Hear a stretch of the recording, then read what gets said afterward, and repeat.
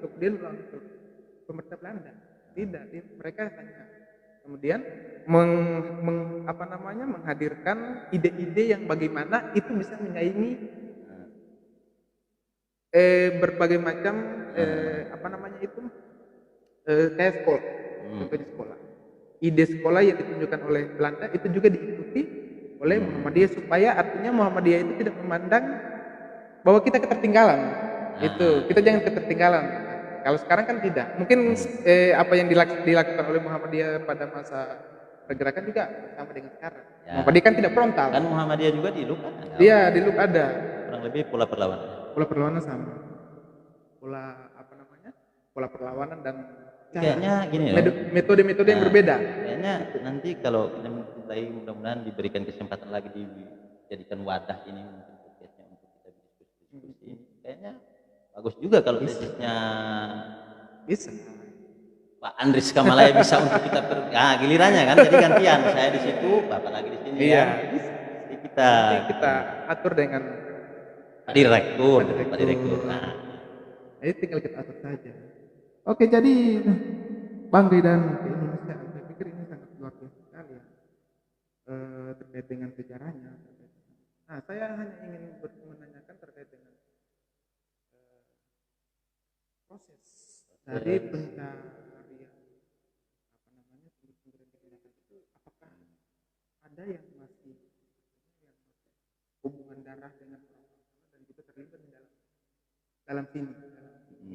Itu masih banyak ya, saya pikir masih banyak. Masih ada, jadi masih ada. Macam ada tulisan dari ada kurang salah juga dalam perjuangan itu kemudian Yusuf Murata juga ada di sana beberapa tulisannya tentang pergerakan. Jadi yang untuk saya gunakan itu ada tulisan dari Pak Esteriati. Dia sempat berbicara dengan para tokoh-tokoh. Sumbernya langsung.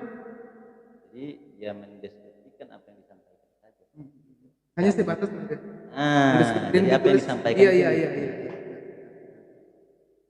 Memang ada beberapa yang harus dieksplor untuk secara panjang. Saya berharap saya secara pribadi ya.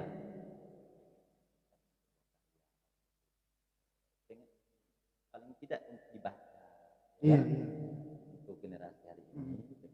Itu yang sangat penting. Cita-cita saya sih beberapa tulisan ya. Paling tidak kalau kita udah nggak ada di dunia kan, paling tidak nama saya ada dalam beberapa karya yang selanjutnya kan, ya kan. Itu sih. Ya, saya pikir juga kalau misalnya kalau bicara terkait dengan ini juga ya, jangan sampai ini hanya jadi pejangan dulu. Ya. Harus dibaca lah, supaya paham. Artinya juga Banggai memiliki sejarah yang melimpah, sehingga tidak sekarang. Memang butuh proses yang panjang untuk kemudian menghidupkan gairah. Mulai dari membaca, menulis. Kan untuk menulis yang baik kan harus mulai dengan membaca. Itu. Jadi paling tidak kita kalau ingin ada hidup perkembangan ilmu ya harus banyak membaca. Saya berharap dengan ada beberapa sih karya yang memang fokusnya beda-beda. Jadi saya fokusnya kepada nasionalis. Mungkin ide-ide selanjutnya bisa menghasilkan karya lagi. Saya berharap sih banyak penulis yang menulis tentang Banggai dari perspektif yang berbeda, mungkin buku, mungkin sosiolog, sehingga menambah literasi. Jadi kalau semakin banyak sumber kan bisa menggairahkan. Ingin mengetahui Banggai secara kolektif begitu. Di berbagai macam sudut pandang. Luar. Apalagi kalau bicara dengan saya pikir sejarah lokal kita ini juga bicara sejarah lokal. Banggai kan bagian dari sejarah lokal. Ada proyek sejarah. Iya. Nanti kita perbincangkan di sini. Insya Allah. Iya. Sejarah lokal ini kan kesusahan kita di dalam sejarah lokal itu ketika menemukan sumber yang hanya kebanyakan dari desa. Ini yang sehingga apa namanya, Tapi susah kan bukan berarti tidak bisa iya dilakukan itu ya. itu kan bukan berarti tidak bisa. Tradisi lisan pun bisa dijadikan sebagai sumber untuk menggambarkan kebudayaan Iya. bangsa. Terlepas dari ceritanya yang Mm-mm. bisa dibilang ada pemikiran medis di situ, ada Iya. unsur pemikiran medisnya, tapi itu menggambarkan sebuah budaya yang sangat utuh. Tapi di dalam buku ini kalau persoalan sejarah lisan bagaimana? Ada banyak yang dijadikan. Ada beberapa Di sini? Iya. Itu kayaknya karena periodisasinya itu di apa namanya, periodisasinya itu di awal abad 20 sampai pertengahan Iya, sekitar iya. 45, jadi saya kurang menggunakan sejarah. Kurang Kan menggunakan ada, sejarah. ada. Oh iya. Ada beberapa saja referensi-referensi tertulis. Jadi tapi waktu saya menulis itu memang saya berdiskusi lah dengan orang. Nah, saya diskusi, saya bawa buku ini formatnya dulu sebelum saya tuliskan. Karena ada beberapa lima yang sesuai dengan. Terus Jadi, tanggapan orang-orang di sana ketika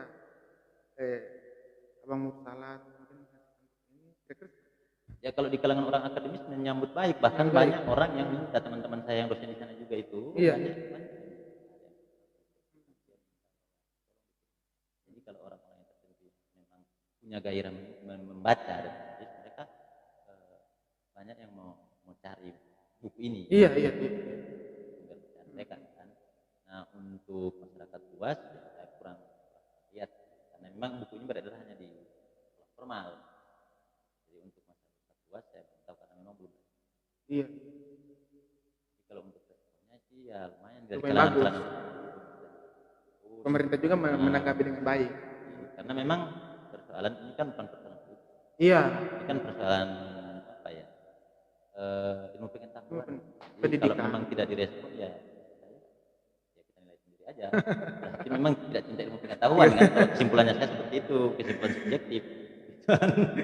Padahal kita dididik untuk sekolah itu dari TK. Untuk memperluas wawasan pengetahuan. Tapi kalau tidak ada pengetahuan yang kemudian tidak dibaca itu kan ya tergantung bagaimana perspektifnya. Jadi untuk bangga ini ya luar biasa sekali kalau kita bicara tentang bangga. Tadi sudah dijelaskan. Ya, yang saya ingin satu yang saya ingin juga tanyakan itu terkait dengan ini sudah berapa selain Abang Murtad mungkin ada yang pernah menerbitkan ini dalam artinya terbitan resmi lah. Jadi, buku karya saya. Iya, artinya sudah selain ada buku ini. Iya, selain buku ini. Oh, itu kemarin kan Nani Wartabone dalam pergerakan nasional. Yang kedua saya juga itu kan. Kalau ide-ide lain terkait dengan bangga itu Terus masih ada. ini satu. Terus ada tentang Nuhon. Tapi itu belum diterbitkan sih, baru finalisasi. Kalau bicara Nuhon saya ingat juga itu ketika umur menjalani studi S1. Mungkin pemekaran kecamatan Pak tidak salah. Ya, tapi konteks yang periode sebelumnya juga disinggung juga di dalam. Jadi kita tinggal tunggu. Terus juga saya sekarang sama beberapa termasuk Pak juga sudah tahapnya sudah finalisasi sih, sudah selesai, tinggal edit tentang sejarah Australia. Wah. Terus historiografi juga sama Pak juga baru dirancang. Terus ya yang sementara kita jalankan itu sejarah lokal. Kita berdua kan sama Pak Tony. Insya Allah itu bisa tahun ini. Insya Allah tahun inilah. Tahun depan. Karena menulis itu tidak bim. Ketika dapat ide dalam proses yang lama sehingga hasil karya itu perlu. Ya, iya. Harus menghargai hasil karya. Dan kita sudah bahas tadi juga kalau orang tidak menghargai hasil karya kan ya, gimana ya? Bicara saya. Ketika bicara pendidikan, begitu juga di Banggai. Nah, ini kan kalau saya tadi Abang Mursalat sempat menyinggung tentang pendistribusian,